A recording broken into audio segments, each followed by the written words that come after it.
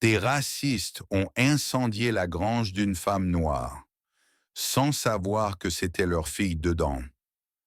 La nuit avalait la campagne comme une bête affamée, et au milieu de ce silence rural, un son déchirait tout, le crépitement d'un feu qui ne devrait pas exister.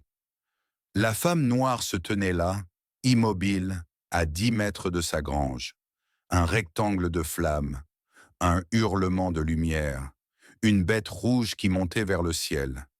Elle s'appelait Alia, 38 ans, épaules marquées par le travail, regard durci par les années, le genre de femme qu'on sous-estime jusqu'à regretter de l'avoir fait. Et ce soir-là, sous la pluie d'étincelles, elle comprit immédiatement. Ce n'était pas un accident. La fumée sentait le gasoil. Un détail infime pour n'importe qui. Un signal d'alarme pour elle.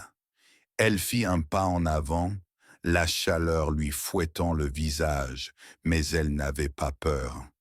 Elle connaissait ceux qui avaient fait ça. Elle connaissait leurs regards, leurs mots, leur silence trop lourd. Elle connaissait leurs doigts qui tracèrent des insultes sur des panneaux, leurs pneus qui éclatèrent devant sa maison, leurs fils qui la photographiaient en ricanant au supermarché. Les Barker, la famille la plus détestée et la plus crainte du comté, pour de mauvaises raisons. Un clan de racistes, arrogants, persuadés que la terre leur appartenait, que la peau décidait de la valeur d'un être humain. Ils avaient tout fait pour la pousser à partir. Tout, sauf ceci. Mais en voyant les flammes danser, monstrueuses, Alia sentit quelque chose d'anormal. Une sensation froide dans la poitrine. Quelque chose n'allait pas. Quelqu'un était là. Elle se figea. Dans le rugissement du feu, elle crut entendre un autre son, faible, couvert, presque avalé par les flammes. Un cri d'enfant. Elle plissa les yeux, le cœur soudain prêt à exploser. Impossible. Sa grange était vide. Elle y avait fait l'inventaire le matin même. Bois, outils, bottes de foin, rien d'autre. Elle avança encore d'un pas. Le sol vibrait sous les craquements du brasier. Et là, encore, une voix, minuscule, étranglée. « Oh, secours !» Alia sentit son estomac se tordre. Pas de doute. Un enfant était dedans. Un enfant piégé. Elle jura entre ses dents, puis recula d'un pas pour courir chercher quelque chose. Un tuyau, une couverture humide, n'importe quoi. Mais elle s'arrêta net, parce qu'au bord du chemin, derrière les chênes, quelqu'un la regardait. Une silhouette masculine, massive, une casquette, une cigarette, et un sourire que seule la lumière du feu pouvait rendre aussi abominable. C'était Earl Barker, le père. Il observait la grange brûler comme s'il regardait un feu d'artifice qui l'attendait depuis des années. Et il n'était pas seul. Deux autres ombres derrière lui, immobiles, presque fières. Alia sentit son sang bouillir. Pas de peur, de rage. Elle comprit tout en une fraction de seconde. Il l'avait fait. Il l'avait vraiment fait. Ils avaient incendié sa grange pour donner une leçon, pour lui faire peur, pour lui rappeler sa place. Mais alors qui venait de crier? Elle lança un dernier regard à Earl Barker et vit, l'espace d'une seconde, son visage se décomposer. Pas de culpabilité. Non, de réalisation. Ses yeux s'agrandirent. Sa cigarette tomba au sol. Il venait de comprendre quelque chose d'horrible, quelque chose qu'il n'aurait jamais imaginé. Alia vit ses lèvres trembler, formant silencieusement un mot. Un seul mot. Émilie, la petite, la cadette, 8 ans, la seule de la famille qui ne baissait jamais les yeux quand elle croisait Alia. la seule qui lui souriait timidement à l'arrêt du bus, la seule qui semblait humaine. Alia sentit un choc violent la traverser. La fille des racistes était dans sa grange, en train de brûler vivante, et les monstres qui avaient mis le feu l'avaient à peine remarquée. Elle n'hésita plus, ni une seconde, ni une respiration. Alia inspira profondément, serra les dents et se jeta vers la porte en flammes avec une seule pensée en tête. Je vais te sortir de là, petite, même si ton père voulait me voir brûler avec toi. La chaleur la frappa comme une vague. Le bois craquait au-dessus d'elle. La fumée s'enroulait autour de son visage comme un serpent brûlant. Mais elle avança, encore, encore, jusqu'à entendre, tout près cette fois, la voix tremblante de l'enfant. Je suis ici, s'il vous plaît. Alia tendit la main à travers les flammes. Tiens bon, ma petite, j'arrive. Et au moment où elle s'apprêtait à entrer dans l'enfer, derrière elle, Earl Barker hurla. Non, allez pas là-dedans, c'est notre gamine. Mais il était trop tard. Alia avait déjà disparu dans le brasier. La chaleur était si dense qu'elle semblait vivante. En franchissant l'ouverture en flammes, Alia sentit ses cils se recroqueviller, la peau de ses joues picoter, comme si le feu goûtait sa présence avant de décider quoi en faire. Elle plaqua son avant-bras contre son visage, baissant la tête, avançant comme une bête blessée mais déterminée. La fumée avalait tout, les murs, les outils, l'air. On ne voyait plus qu'à 1 mètre, parfois moins. « Émilie !» cria-t-elle, mais sa voix se perdit dans le rugissement infernal. Un craquement violent retentit au-dessus d'elle. Une poutre cédait. Alia se jeta de côté instinctivement. La poutre s'écrasa là où elle était une seconde plus tôt, projetant des braises comme une pluie d'aiguilles brûlantes. Elle serra les dents. Sa respiration devenait difficile. Chaque inhalation brûlait comme du verre chaud. « Je suis là », répondit enfin la petite voix, étouffée, étranglée. Alia suivit le son, se battant contre la fumée qui lui arrachait les yeux.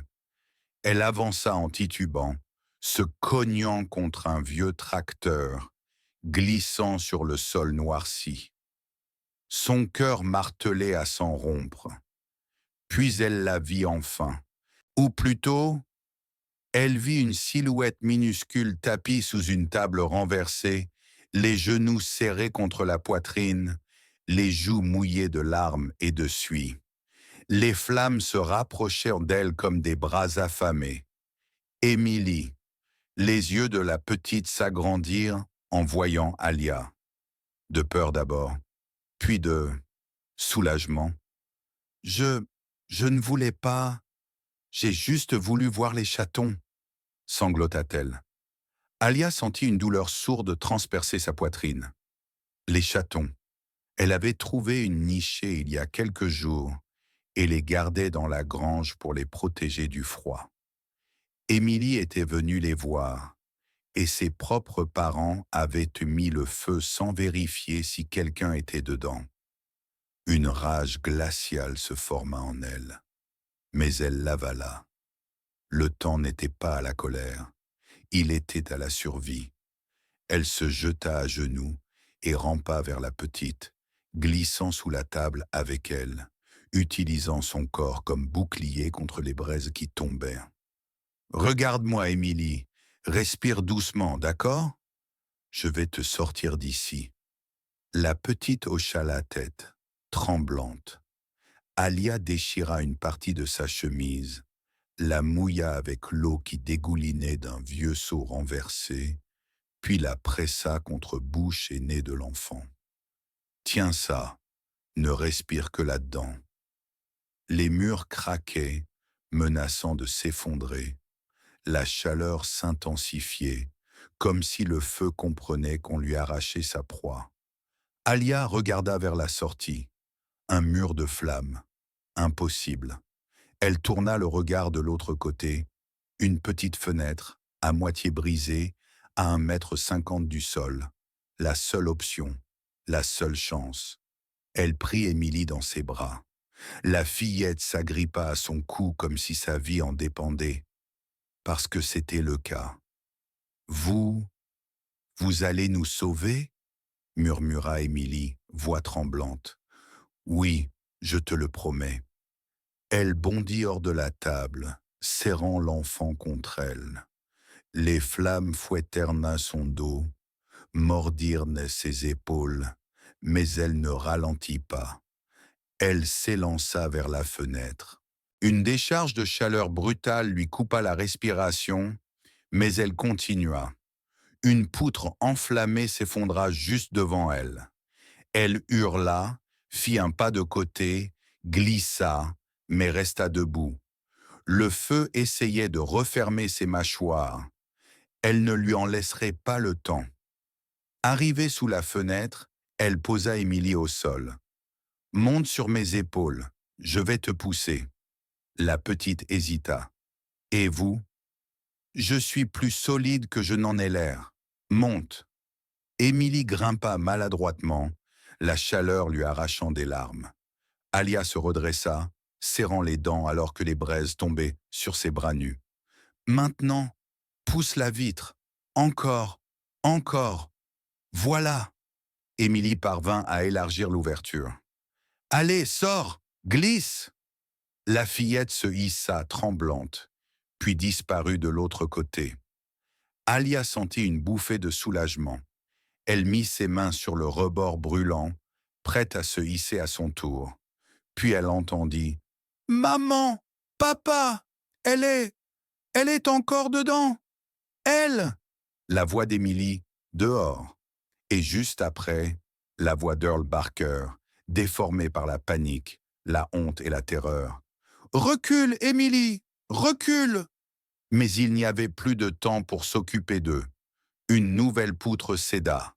Alia la vit tomber du coin de l'œil. Pas sur elle, sur l'ouverture, sur sa seule sortie. Elle essaya de se jeter de côté, mais trop tard. La poutre s'écrasa devant la fenêtre et des flammes jaillirent tout autour. Alia recula, suffocant. La fumée devenait noire, mortelle. Elle était piégée. Dehors, elle entendit Émilie hurler « Sauvez-la! S'il vous plaît! Sauvez-la !» Et pour la première fois de sa vie, Alia entendit Earl Barker murmurer quelque chose qu'elle n'avait jamais cru possible. « Mon Dieu! Qu'est-ce que j'ai fait ?» Mais la fumée montait déjà et la grange commençait à s'effondrer. Alia inspira une dernière fois, sa vision se brouillant. Piégée, seule, sans air, et pourtant, elle refusa de mourir. Le monde d'Alia devenait flou, presque liquide, comme si la chaleur fondait les contours de tout ce qui existait encore. La fumée tourbillonnait autour d'elle, lourde, épaisse, perfide. Chaque respiration la brûlait. Chaque seconde lui volait un morceau de vie. Elle recula encore, les mains cherchant un mur stable. Ses doigts tremblaient, ses jambes menaçaient de céder. Un sifflement aigu traversa la grange, un son qu'elle connaissait trop bien. Le bois prêt à s'effondrer. La structure entière devenait un piège mortel, une gueule qui allait se refermer. Elle pensa à Émilie dehors, en larmes. Elle pensa au regard paniqué d'Earl Barker.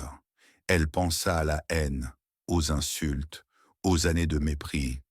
Puis elle pensa à une seule chose. Elle n'avait pas risqué sa vie pour mourir maintenant. La fumée lui mordit la gorge, mais elle ne céda pas. Elle se mit à genoux, cherchant l'air le plus bas possible. La chaleur au-dessus d'elle était insupportable, presque solide. La voix d'Émilie traversa les flammes comme un fil tiré vers son cœur.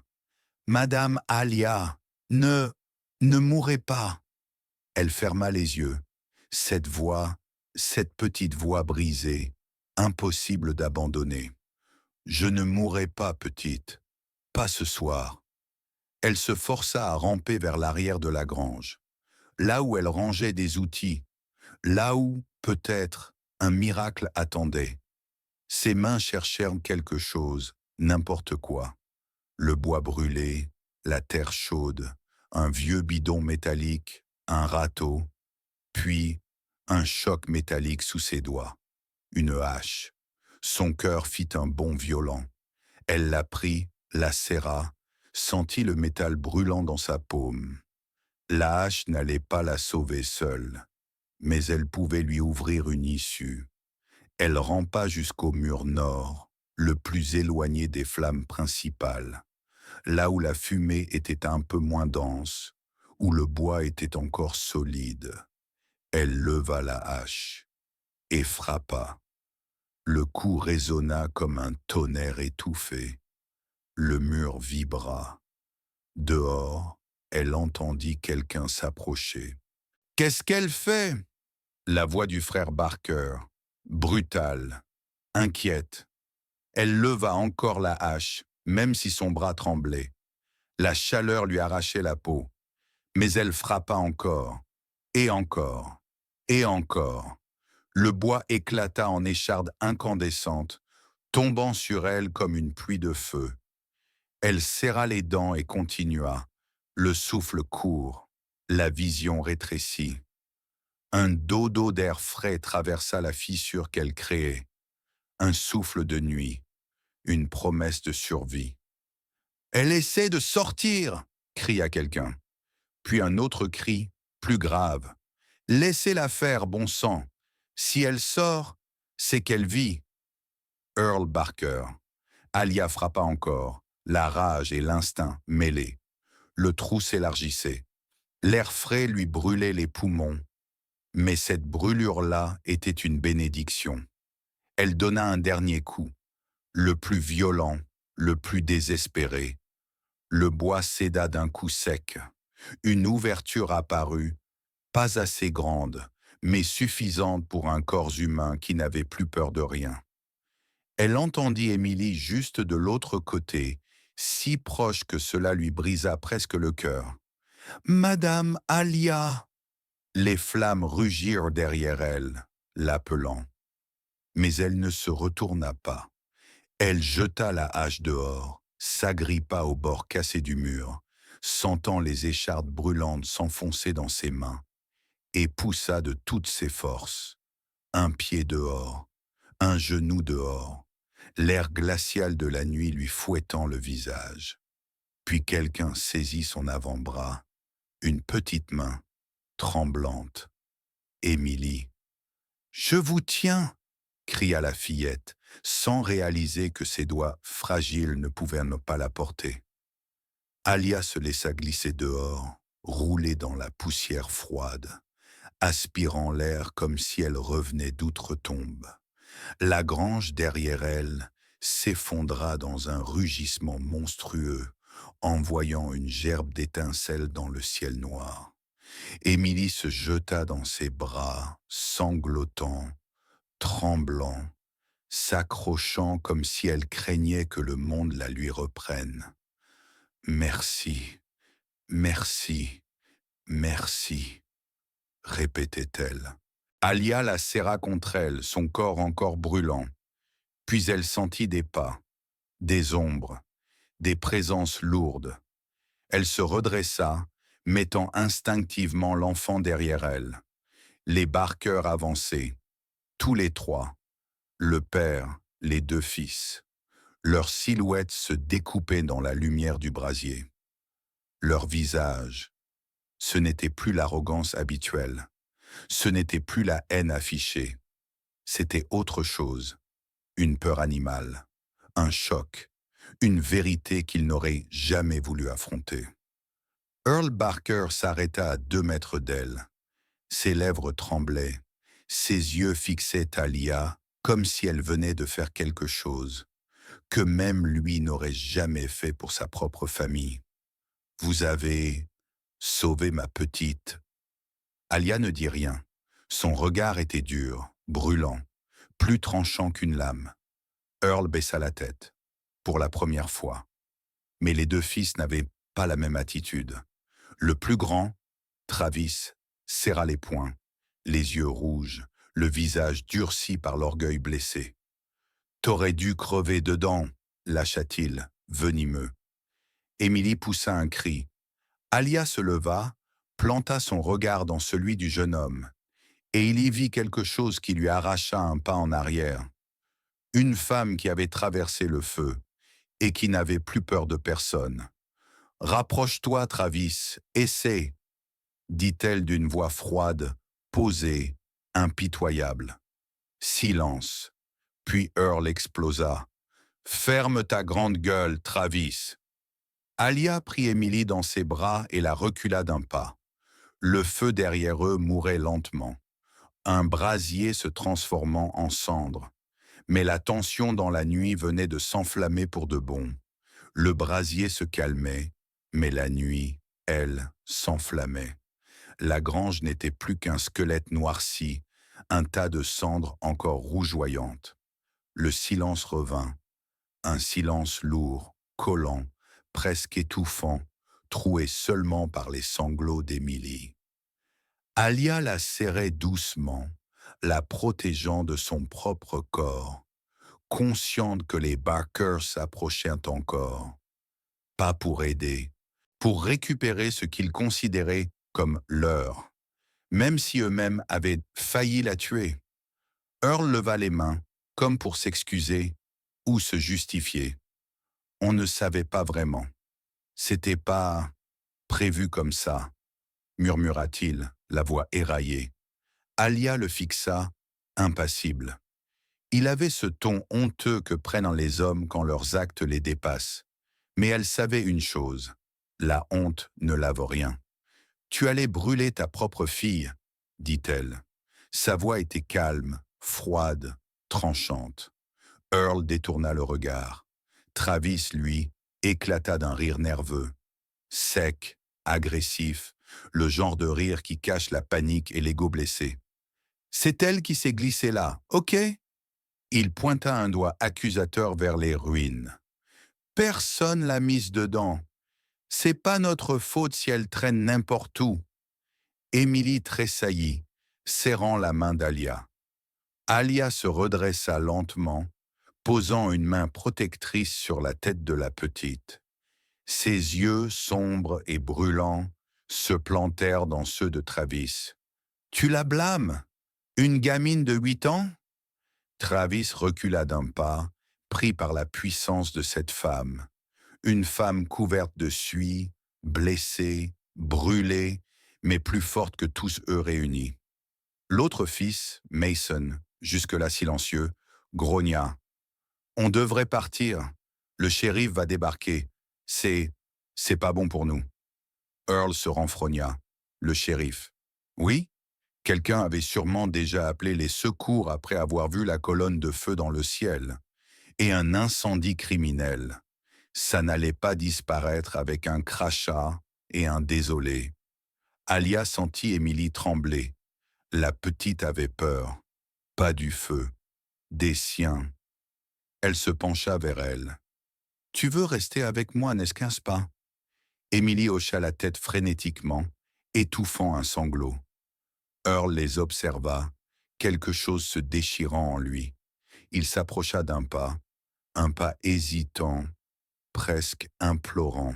« Donnez-moi ma fille. » Alia pivota légèrement, cachant Émilie derrière sa hanche. « Tu veux ta fille ?» Elle s'avança d'un pas, son regard devenant glaçant. « Alors commence par ne plus lui faire peur. » Earl ouvrit la bouche, mais aucun son n'en sortit. Travis bouillonnait. « Papa, arrête! Elle fait sa maligne parce qu'elle a survécu à un feu. Mais elle croit quoi? Qu'elle voit des héros dans les films ?» Il fit un pas poing serré. Émilie se cacha davantage derrière Alia. Et là, quelque chose en Alia se réveilla. Quelque chose de profond, d'instinctif, de primal. Elle posa Émilie au sol, derrière elle, presque doucement, puis se redressa lentement, les épaules carrées, la colonne droite, le regard noir. Elle ne cria pas. Elle ne bougea pas brusquement. Elle n'avait pas besoin.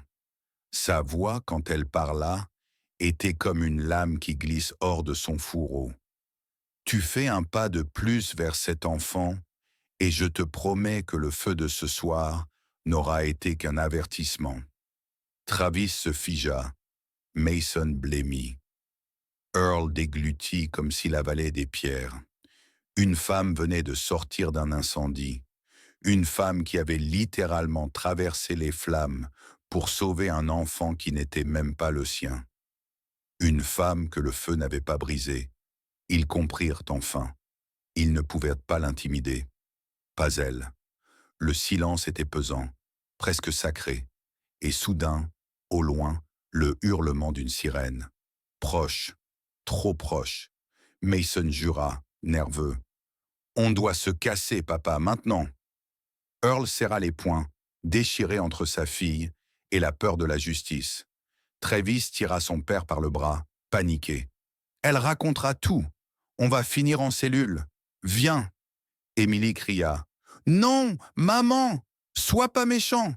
Ce mot, maman, fracassa le silence. Earl se retourna. Son visage se tordit en quelque chose de plus douloureux que la honte. La réalisation. Sa fille craignait son père et s'accrochait à une étrangère. Non, une étrangère, non. À la femme qu'ils avaient tenté de punir, celle qui l'avait sauvée.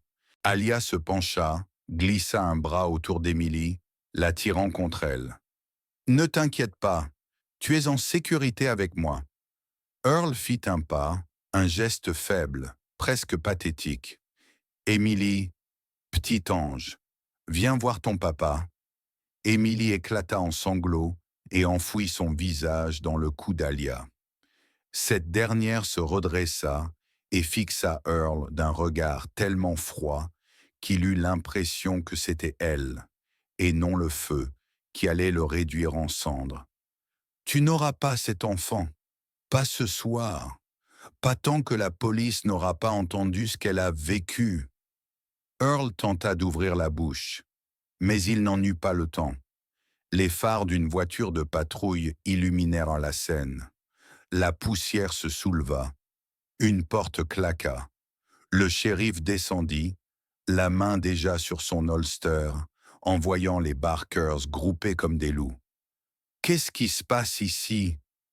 Et la nuit retint son souffle. Les gyrophares bleus découpaient la nuit comme des éclairs silencieux.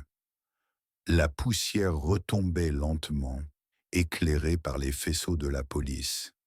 La grange encore fumante dessinait une ombre noire derrière Alia, comme une tombe qu'elle avait refusé d'habiter. Émilie, accrochée à son cou, tremblait doucement, les doigts crispés dans le tissu brûlé de sa chemise. Alia la berçait sans même y penser. Un geste naturel, instinctif. Le shérif McAllister, un homme massif au visage taillé comme un rocher, avança lentement, son regard oscillant entre les ruines et les Barker. « Quelqu'un peut m'expliquer ce bordel ?» Travis s'empressa de parler comme un serpent venu mordre le premier. « Shérif, cette femme. » Mais le shérif le coupa net. « Toi, tu te tais ?» Puis il se tourna vers Alia. « Madame Johnson, vous allez bien ?»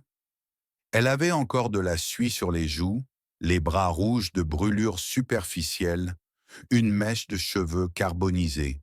Et malgré ça, elle tenait la petite avec une douceur presque insolente. « Je suis vivante, shérif, grâce à un peu de chance et beaucoup de colère. » McAllister hocha la tête, sondant la scène. « Et la gamine, qu'est-ce qu'elle fait dans vos bras ?» Il demanda ça sans agressivité, mais avec gravité. Alia inspira, prête à répondre. Mais Émilie, avant elle, murmura d'une petite voix étranglée. « Papa, il a mis le feu. » Earl Barker tressaillit comme si une balle venait de le traverser. Travis lui bondit. C'est un mensonge. Elle l'a prise. On l'a vu la tirer avec elle. Alia leva simplement la main. Un geste lent, silencieux. Et Travis se tut. Le shérif aussi le remarqua. Ce pouvoir silencieux qu'elle dégageait ce soir. Un pouvoir qui n'avait rien de surnaturel, mais tout de profondément humain. « Shérif, dit-elle enfin, je l'ai trouvé dans ma grange, en feu, piégé, et j'ai entendu des voix dehors. » « Quelle voix ?» demanda McAllister. Elle tourna légèrement la tête, sans lâcher Emily. « Les leurs !» Le shérif suivit son regard. Les Barker, les trois. Le silence qui suivit était lourd, étouffant. Même les grillons semblaient s'être tus. Earl tenta quelque chose, une défense, une justification, un mensonge, quelque chose. « Shérif, c'est pas comme ça que... » « Vous saviez qu'elle était dedans ?» La voix du shérif était sèche comme un claquement de fouet. Earl ouvrit la bouche, incapable de répondre. Travis intercepta. « On n'a rien su. On a juste voulu faire peur à une femme seule, » coupa le shérif. Comme d'habitude, Travis pâlit, mais resta droit, défiant du regard, malgré les mains tremblantes. Emily se serra davantage contre Alia. Le shérif observa la petite. « Emily, tu peux me dire ce qui s'est passé ?» Emily leva un regard luisant de larmes. « J'ai entendu les chatons. Je voulais juste les voir. » Elle suffoqua en parlant. Puis il faisait très chaud. J'ai eu peur et j'ai crié. Et Madame Alia m'a porté. Elle m'a sauvé. Sa petite voix tremblait, mais chaque mot était une lame. Earl tomba presque à genoux.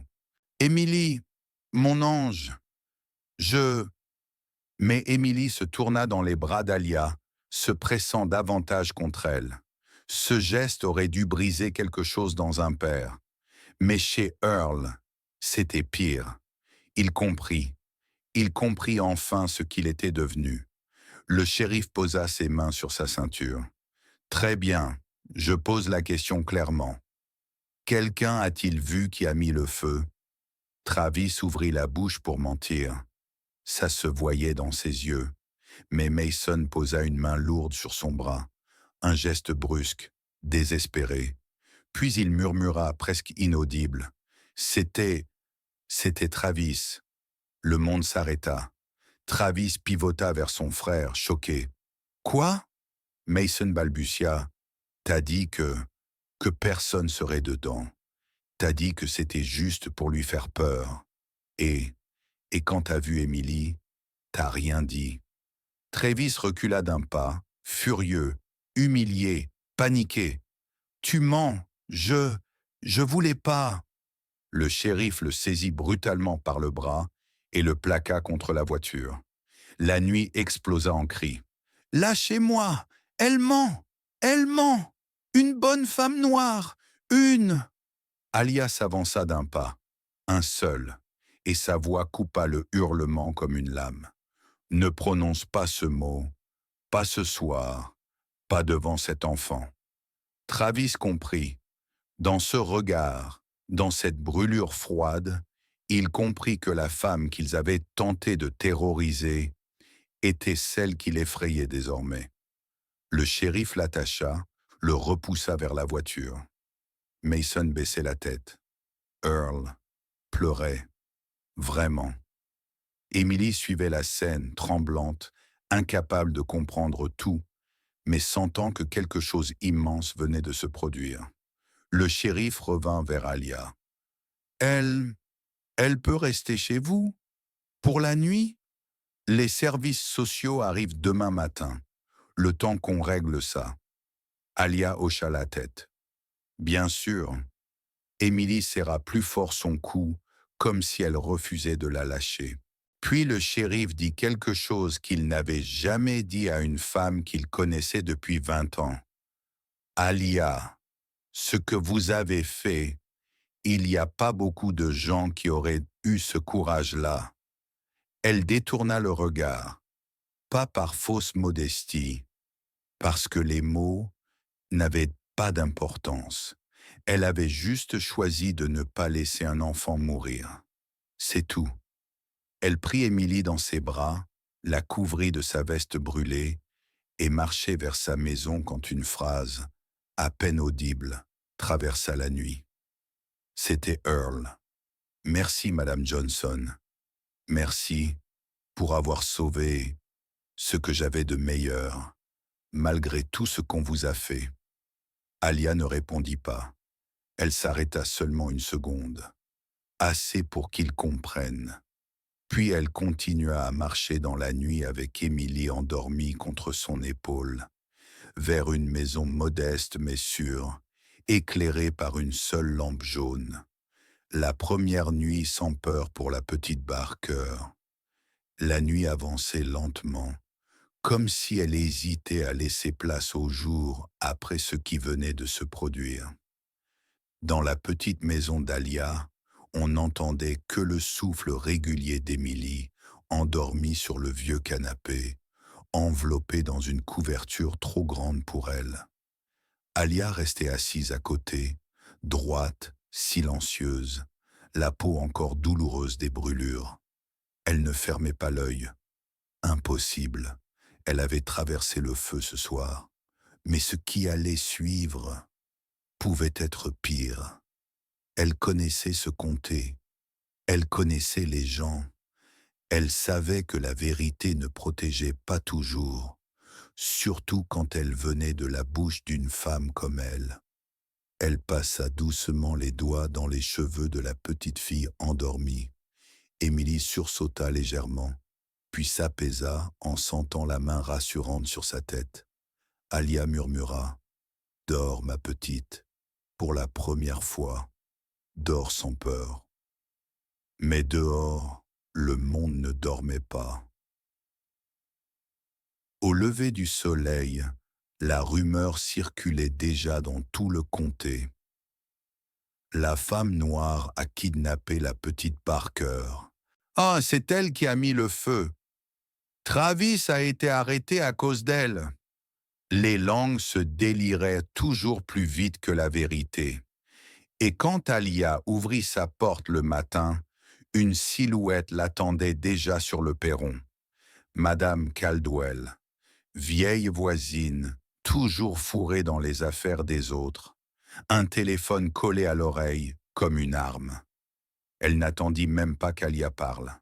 « On m'a dit que t'avais la petite Barker chez toi. » Alia s'adossa calmement au cadre de la porte. « C'est exact. Je l'ai sauvée d'un incendie. » Madame Caldwell renifla, sceptique. « C'est pas ce que j'ai entendu. » Alia ne répondit rien. Elle savait que la femme ne cherchait pas la vérité, seulement la sensation de pouvoir répéter quelque chose. « Tu devrais la rendre au sien, » ajouta-t-elle en lançant un regard mauvais vers l'intérieur. « Ça va t'attirer des ennuis. » Alia ferma la porte sans un mot.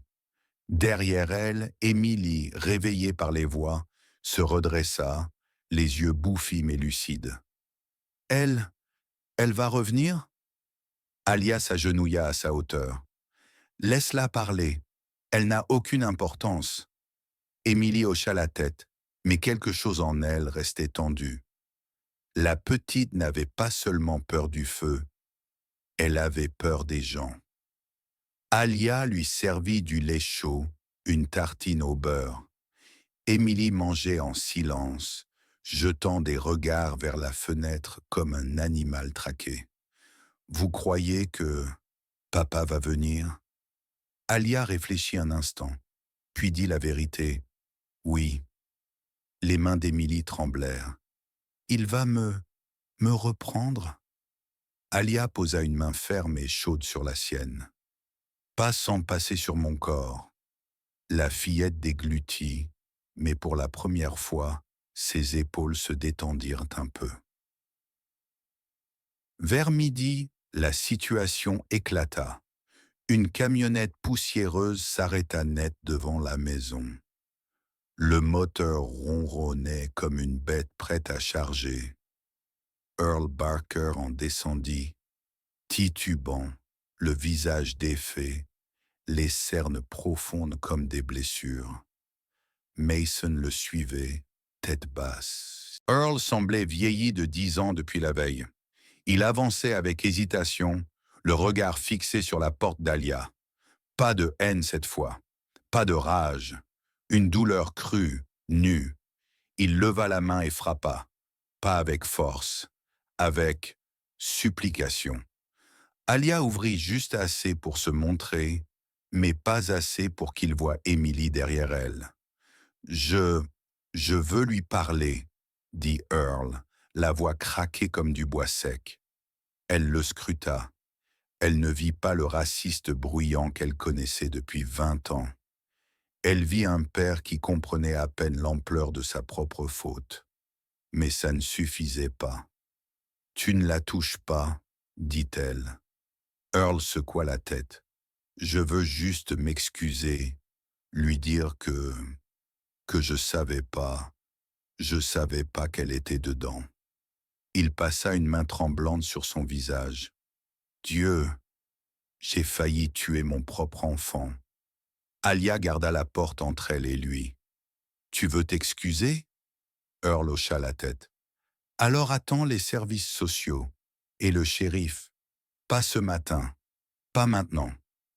Earl voulut protester, mais une petite voix derrière elle stoppa tout. Madame Alia, je veux lui parler. Émilie s'était approchée, les yeux rouges mais déterminés. Alia resta un instant immobile. Puis elle ouvrit la porte de quelques centimètres supplémentaires, assez pour laisser Émilie regarder dehors, mais pas sortir. Earl posa une main sur sa poitrine, frappée en plein cœur. Princesse. Émilie respira profondément. Papa, tu as mis le feu, sans regarder. Il s'effondra presque sur ses genoux. Je sais, et je vais payer pour ça, ma puce. Je suis désolé, tellement désolé. Émilie pleurait, mais pas de peur, de dévastation, parce que l'enfant aime toujours son père, même cassé. Alia resta juste derrière elle, immobile, muraille silencieuse. Earl essuya son visage. Laisse-moi juste la prendre dans mes bras, une seconde. Alia parla avant qu'Émilie puisse répondre. Sa voix était glaciale. Pas aujourd'hui, pas après ce que tu as fait. Tu la vois d'ici, c'est tout. Earl détourna le regard honteux, puis il se leva lentement. Le shérif m'a dit de rester loin de vous jusqu'à l'enquête. Alors, je vais obéir. Mais, merci. Il avala sa salive. Merci de l'avoir sorti de là. Même après tout ce que j'ai dit, tout ce que je t'ai fait. Il fit un pas vers la camionnette, puis un deuxième, puis un troisième.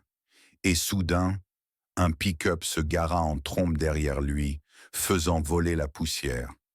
3 silhouettes en sortirent. Pas des Barker, pas des voisins. Des hommes du groupe local de suprémacistes, reconnaissables à leurs vestes, leurs regards, leurs démarches violentes, ceux qui se mêlaient rarement, mais toujours quand il s'agissait de protéger leurs valeurs. Leur chef, un type massif avec un sourire de prédateur, cracha au sol. « Alors c'est elle, hein? La femme noire qui a fait arrêter Travis? Qui a volé la gamine ?» Alia sentit Émilie s'agripper à sa chemise. L'un des hommes sortit un pied de biche, un autre, une batte. Alia recula la fillette derrière elle, lentement. Son regard devint différent, pas effrayé, pas affolé, concentré, froid, tranchant. Comme la nuit précédente, dans le feu, quelque chose en elle se réveilla. Le chef fit un pas en avant. « Rends l'enfant. Maintenant. » Silence. Alia inspira profondément, puis dit très lentement. Si vous touchez un seul cheveu de cette petite, je vous promets que je vous renvoie tous les trois à l'hôpital. » Les hommes éclatèrent de rire. Ils n'auraient pas dû, parce qu'en la voyant se redresser, poser Émilie derrière sa jambe, écarter les épaules et ancrer ses pieds, Earl Barker, le raciste, le bourreau, celui qui la détestait, murmura d'une voix tremblante.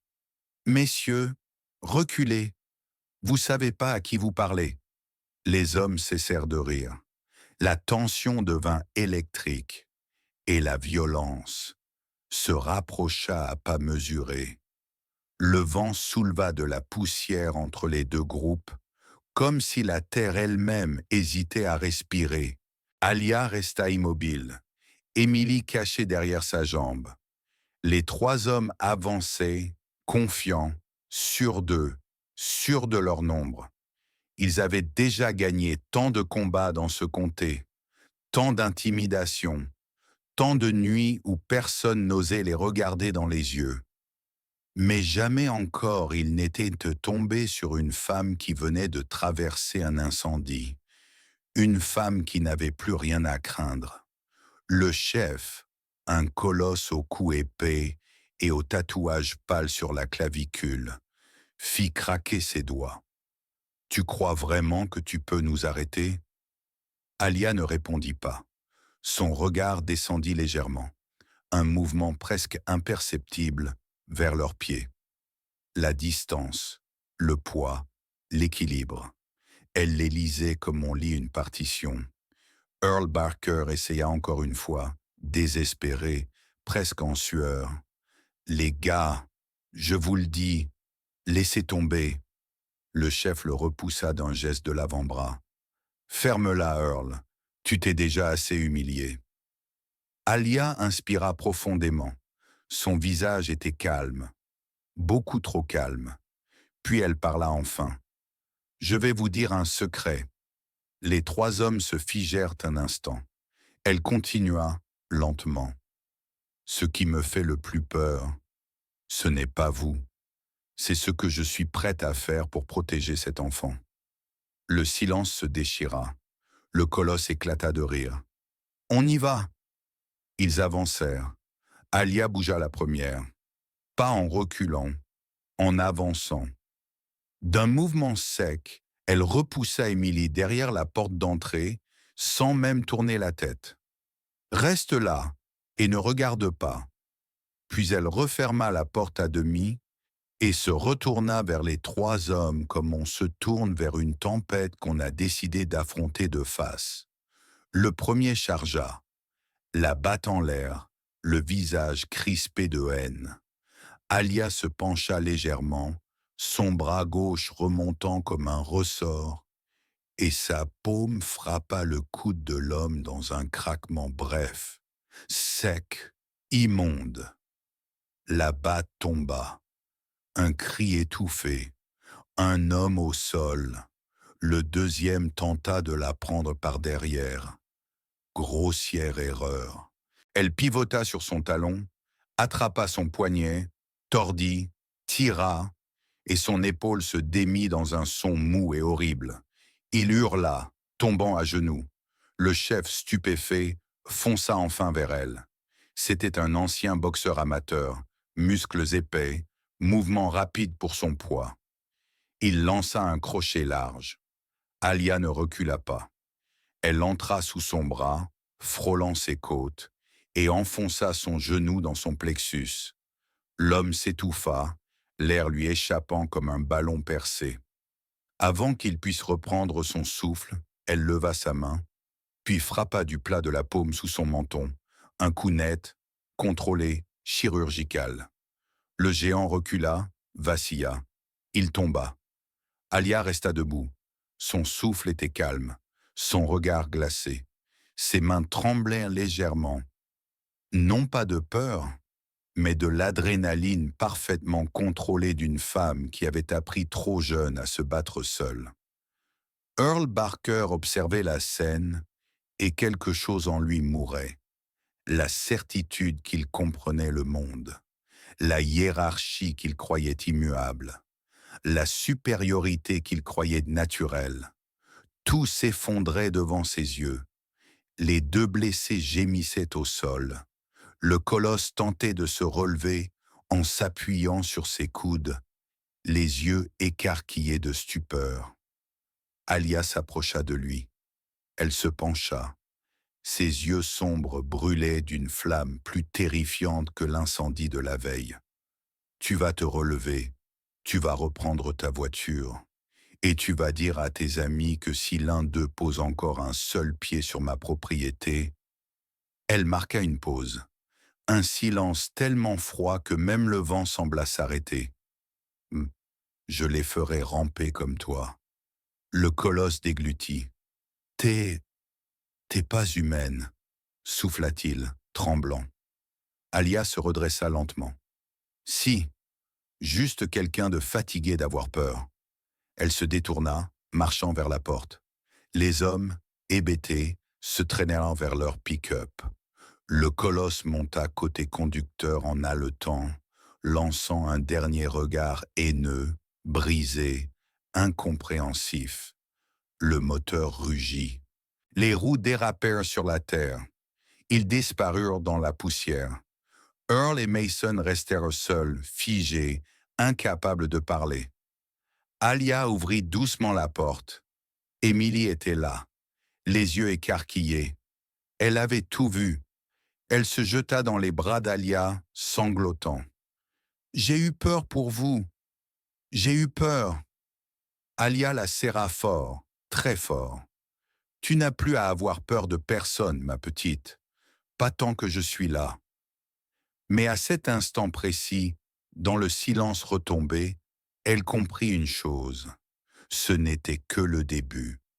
Parce que l'homme qu'elle venait d'humilier n'était pas du genre à laisser passer ça. Et le comté, déjà bouillonnant de rumeurs, allait bientôt exploser. Le calme qui suivit la bagarre n'était pas un vrai calme. C'était un silence trompeur, le genre de silence qu'on entend avant une tempête, quand tout semble retomber, mais l'air tremble encore. Alia porta Emily à l'intérieur, referma doucement la porte, puis verrouilla. Pas par peur, par prudence. La petite n'arrêtait pas de pleurer, mais c'étaient des sanglots différents. Pas seulement de frayeur, mais de trop-plein, comme si la nuit entière venait de s'effondrer sur elle. Alia la serra contre sa poitrine. « Respire, tu es en sécurité ici. » Émilie s'accrocha à son cou comme un naufragé s'accroche à une bouée. Pendant un long moment, Alia resta assise dans le fauteuil, immobile, balançant doucement l'enfant, écoutant les battements rapides d'un petit cœur qui avait trop vu, trop su, trop vite. Dehors, Earl Barker resta de longues minutes planté dans sa poussière, incapable de quitter la scène. Mason, lui, tremblant, prit enfin son père par l'épaule et murmura « Papa, viens, ils vont revenir avec d'autres. » Earl leva les yeux vers la fenêtre d'Alia, le visage ravagé. « C'est elle qui protège ma fille, hein ?» Sa voix se brisa. « C'est elle, pas moi. » Ils montèrent dans la camionnette et disparurent dans l'allée. La nuit passa lentement, trop lentement. Alia ne dormit pas. Elle resta éveillée, assise près du canapé où Emily dormait recroquevillée, comme si son corps cherchait encore un endroit sûr pour exister. Au lever du jour, on frappa à la porte. 3 coups, forts, professionnels. Alia se redressa lentement. Elle ouvrit et trouva sur son seuil le shérif McAllister, une agente des services sociaux, et un adjoint nerveux qui portait sa main trop près de son arme. La travailleuse sociale, Madame Howard, une femme stricte, tirée à 4 épingles, s'avança. « Bonjour, Madame Johnson. Nous venons pour Emily Barker. Elle doit être prise en charge officiellement aujourd'hui. » Alia hocha la tête. « Entrez. » Émilie se réveilla en entendant des voix. Ses yeux s'écarquillèrent en voyant les uniformes. Elle bondit du canapé, courut vers Alia et s'accrocha à sa taille. Non, non, ne me laissez pas. Madame Howard s'approcha doucement. Émilie, mon cœur, je suis là pour t'aider. Tu vas venir avec moi. Émilie secoua violemment la tête. Je veux rester avec elle. Alia sentit un poignard se planter dans sa poitrine. Pas de douleur, mais de responsabilité. Elle s'accroupit. Émilie, tu dois dire la vérité. À propos de ce qui s'est passé hier. À propos de ton père. À propos du feu. Émilie baissa la tête, bouleversée. Le shérif s'éclaircit la voix. Madame Johnson, il y a un autre problème. Alia se redressa lentement. Lequel? Il échangea un regard avec son adjoint.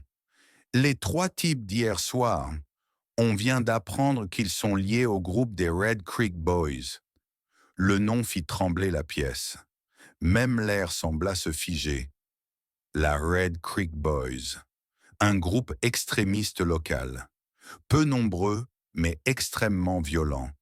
Ils recrutaient des hommes qui cherchaient une famille de haine et la trouvaient. McAllister continua. Les 3 blessés ont été emmenés à l'hôpital et d'après ce qu'on sait, ils veulent se venger. Émilie se colla davantage à Alia. L'adjoint ajouta. Il y a des rumeurs qu'ils veulent finir ce qu'ils ont commencé. Alia ne bougea pas. Pas un muscle. Son visage se durcit simplement, d'un calme presque effrayant.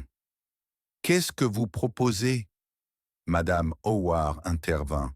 « Nous allons prendre Émilie pour la garder en sécurité. Nous avons un foyer d'accueil. »« Non, non !» cria Émilie. Elle s'accrocha plus fort encore, comme si elle sentait, instinctivement, que les Red Creek Boys n'allaient pas hésiter une seconde à s'en prendre à elle. Non pour qui elle était, mais pour qui était Alia. McAllister soupira. « Madame Johnson, ce que vous avez fait pour elle, c'est incroyable. Mais ce sera temporaire. Il faut qu'elle parte avec Madame Howard. » Émilie tremblait comme une feuille. « Je ne veux pas partir. Je veux rester ici, avec vous. » Alia s'agenouilla devant elle et prit son visage entre ses mains brûlées. « Tu ne vas nulle part seule. Je serai derrière toi. Je me battrai pour toi.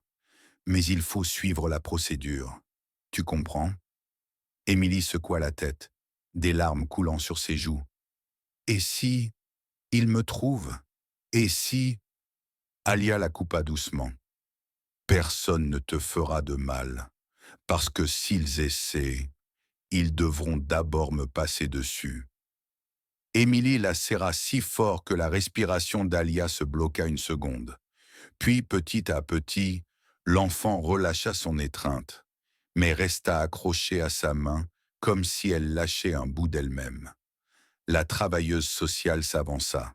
« Émilie, viens avec moi. » Émilie posa un dernier regard désemparé sur Alia. Un regard qui disait tout. « Ne me laisse pas dans ce monde sans toi. » Alia sourit doucement, un sourire qui ne montait pas aux yeux. « Je suis là. Je ne t'abandonne pas. Tu vas revenir ici. J'en fais le serment. » La petite hocha la tête, les lèvres tremblantes, puis lâcha enfin sa main. Elle suivit Madame Howard vers la voiture. Le shérif resta un instant sur le seuil, regardant Alia. « Vous devriez disparaître quelques jours, Alia. Red Creek Boys ne plaisantent pas. Vous leur avez fait perdre la face. » Elle répondit calmement. « Qu'ils viennent, j'ai survécu à pire. » McAllister secoua la tête, inquiet. Pas pour lui, pour elle. Ils sont 5, plus armés que la police, et ils savent où vous vivez. Alia fixa l'horizon. Son visage redevint dur, tranchant. le visage d'une femme qui avait déjà enterré ses peurs il y a longtemps.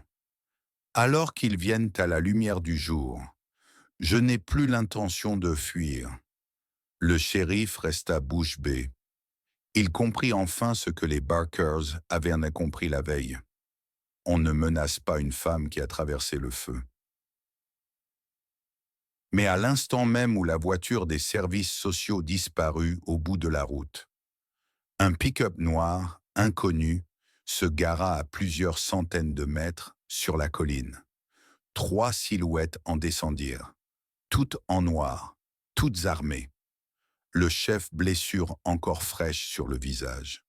Ils observaient la maison d'Alia, et l'un d'eux dit « Elle pense que c'est fini, mais la nuit ne fait que commencer. » Leur sourire était froid, et la vengeance, déjà en marche. La nuit retomba sur la campagne comme un couvercle lourd et étouffant. Une nuit noire, sans lune, sans étoiles, le genre de nuit où même les animaux se tairent. Alia sentit tout de suite, quelque chose dans l'air avait changé. Pas un bruit, pas un grillon, pas un souffle de vent. Un silence hostile, un silence qui observait. Elle verrouilla les fenêtres, éteignit toutes les lumières, marcha jusqu'à la cuisine où une vieille lampe torche et un couteau de chasse reposaient dans un tiroir. Elle les posa sur la table, puis ajouta un long tournevis, lourd, solide.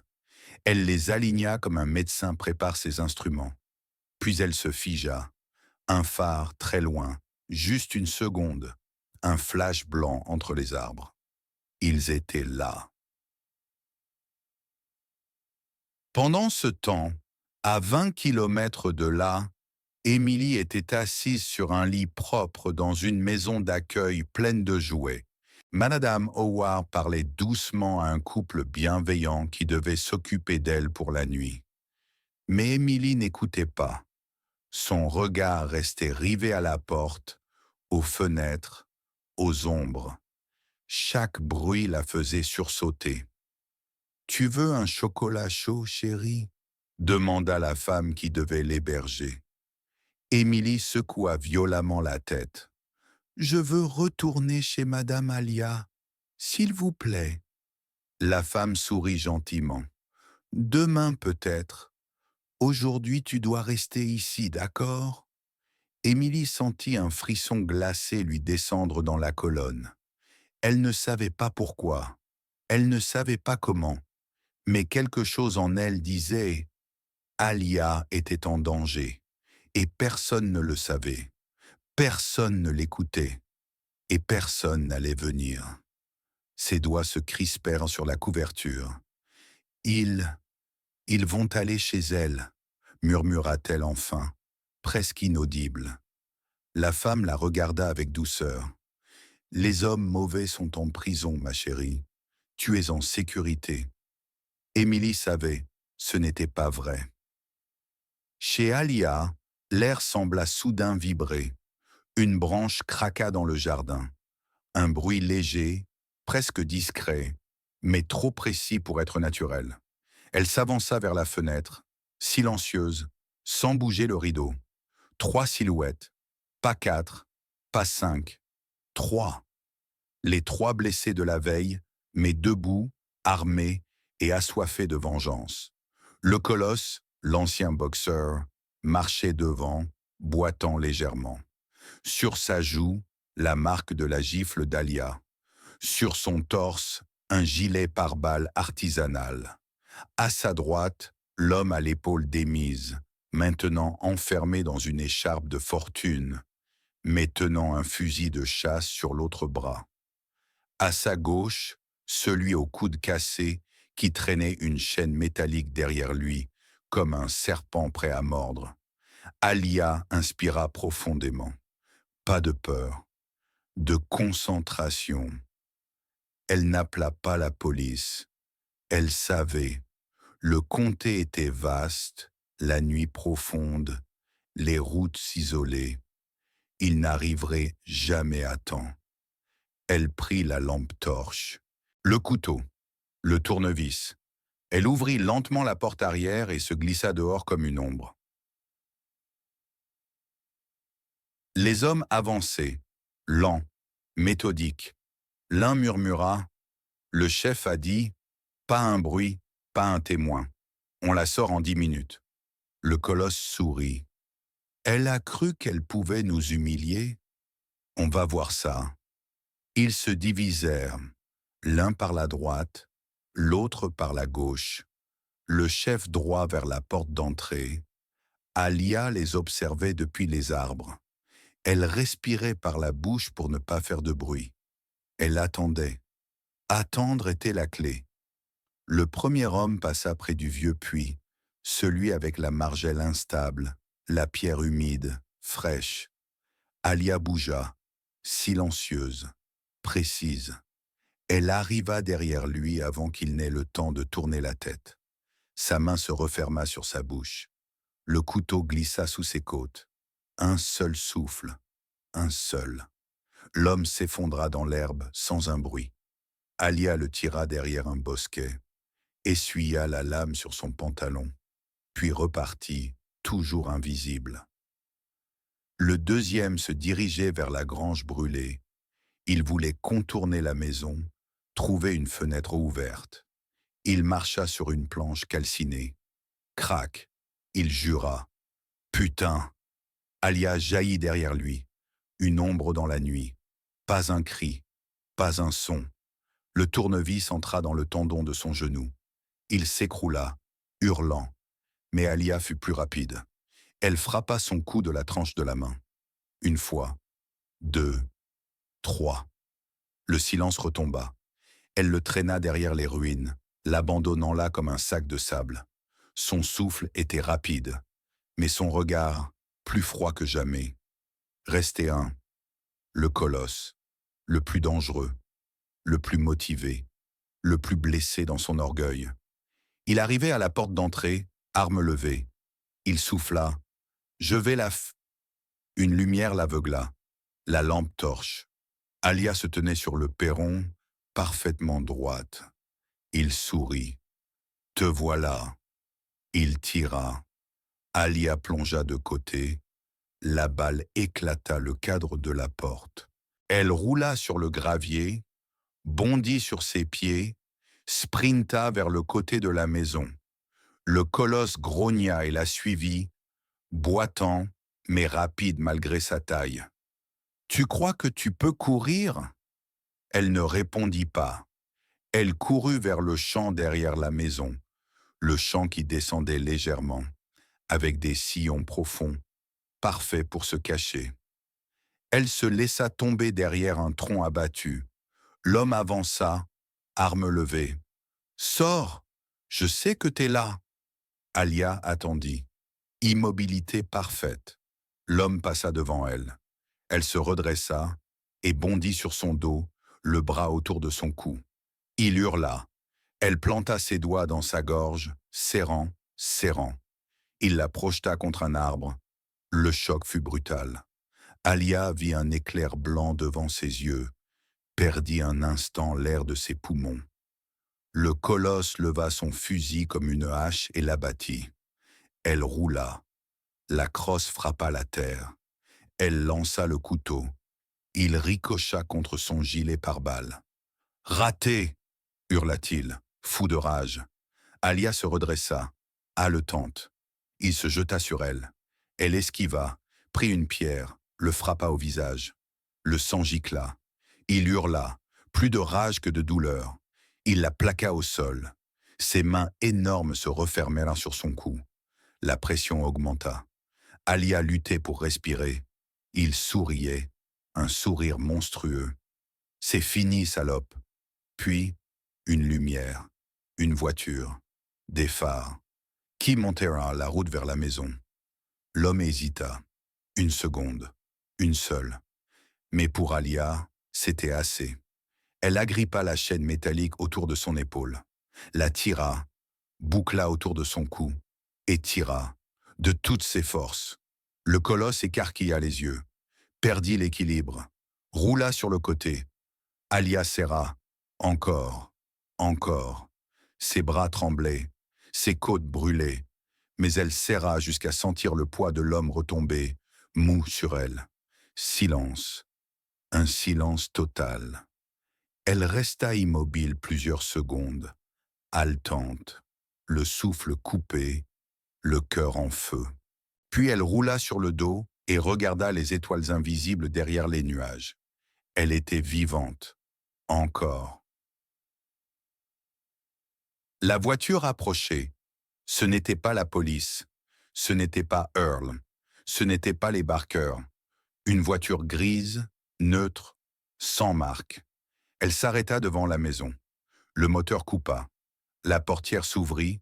Une silhouette féminine sortit, fine, professionnelle, rigide.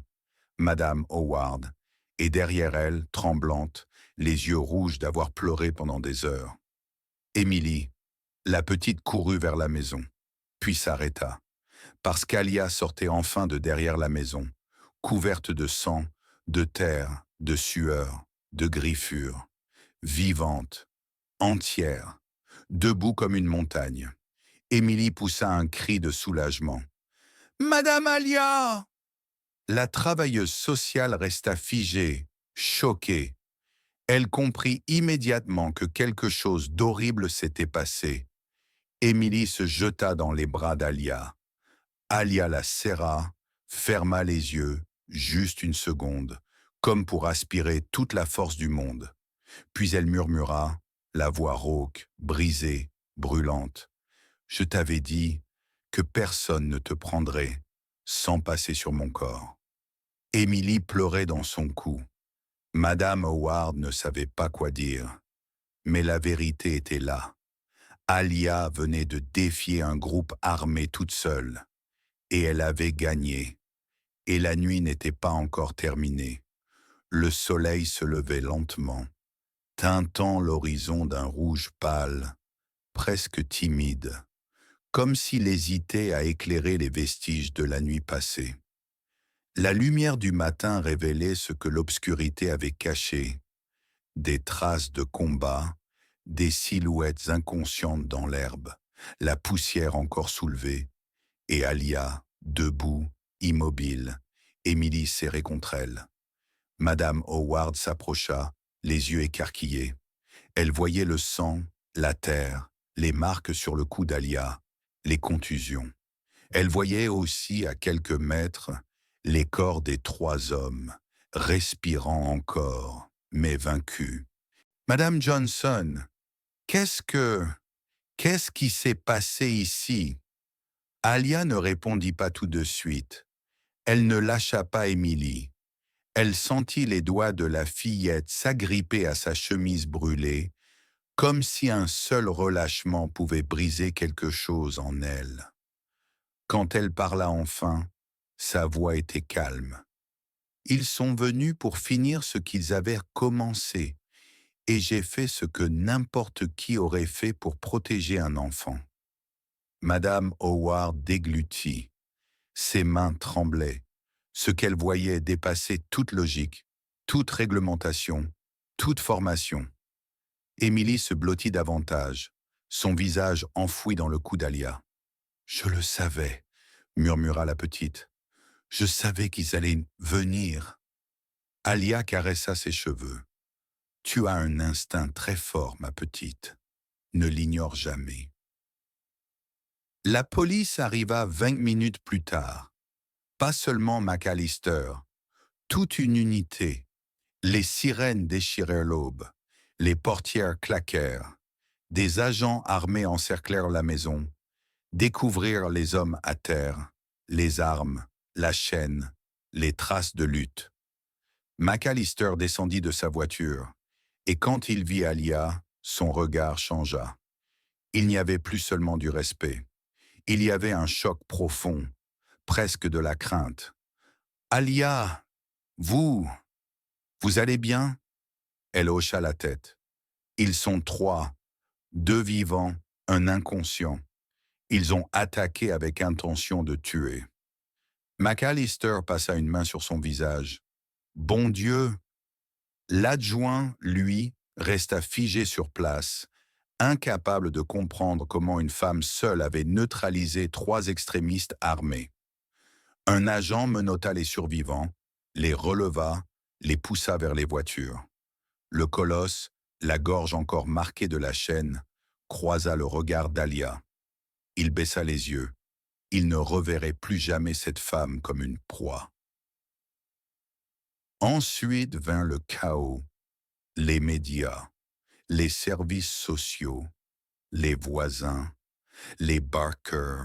Earl arriva en trombe, la casquette en main, tremblant comme un homme qui arrive trop tard devant son propre destin. Il vit Emily dans les bras d'Alia. Il s'arrêta à 2 mètres d'elle, les yeux emplis d'une culpabilité qui n'avait plus de fin. « Ma petite », murmura-t-il, la voix brisée. « Tu vas bien ?» Emily ne répondit pas. Elle se tourna légèrement, cachant une partie de son visage dans l'épaule d'Alia. Earl reçut ce geste comme un coup. Il chancela. « Alia !» dit-il enfin. « Je sais que j'ai pas le droit de demander quoi que ce soit. J'ai failli tuer ce que j'avais de plus précieux. J'ai failli ruiner sa vie et la vôtre. » Il inspira, tremblant, puis fit ce qu'aucun homme de son trempe, ni lui-même, n'avait jamais fait. Il s'agenouilla.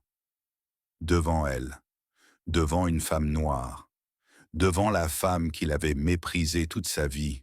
« Pardonne-moi, dit-il, je te demande pas de m'aimer, je te demande juste de ne jamais la laisser seule, même après tout ce qu'on t'a fait. » Émilie leva enfin la tête. Des larmes coulèrent doucement. Elle regarda son père, pas comme l'homme qui la terrorisait hier, mais comme quelqu'un qui essayait désormais d'être meilleur. « Papa, tu vas changer ?» demanda-t-elle timidement. Earl éclata en sanglots. « Oui, tout ce que tu veux, tout ce qu'il faut, je te le jure sur ma vie. » Alia posa une main sur l'épaule d'Emily, la gardant près d'elle. Puis elle dit « Le pardon, Earl, ça ne s'achète pas avec des mots. Il se prouve. » Earl hocha la tête. Un homme brisé, un homme peut-être prêt à renaître. Les jours suivants furent un tourbillon. Un juge d'urgence statua. Emily serait placée temporairement chez Alia, sous supervision, jusqu'à l'enquête complète. La raison ? Emily s'accrochait à elle comme à une ancre. Et Alia était le seul endroit où elle n'avait pas peur. Earl accepta, sans discuter, sans protester. La vérité l'avait enfin écrasé et libéré en même temps. Les Red Creek Boys furent arrêtés.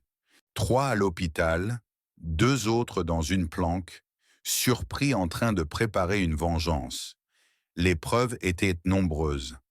L'incendie criminel fut relié à Travis. Le shérif le déposa en prison du comté lui-même. Et toute la ville découvrit, petit à petit, pas ce qu'on racontait, mais ce qui s'était réellement passé. Une femme seule avait traversé le feu, puis la nuit, puis des armes, pour sauver une enfant qui n'était même pas la sienne. Et pour la première fois, il y eut du respect dans les yeux de ceux qui la craignaient. Pas de la peur, du respect. Un soir, plusieurs semaines plus tard, Émilie dormait encore dans la petite chambre d'amis chez Alia, une peluche contre elle, un rêve paisible sur les lèvres. Alia resta devant la porte, observant la fillette qui respirait calmement, loin des cris, de la violence, de la peur. Elle sourit, doucement, presque imperceptiblement.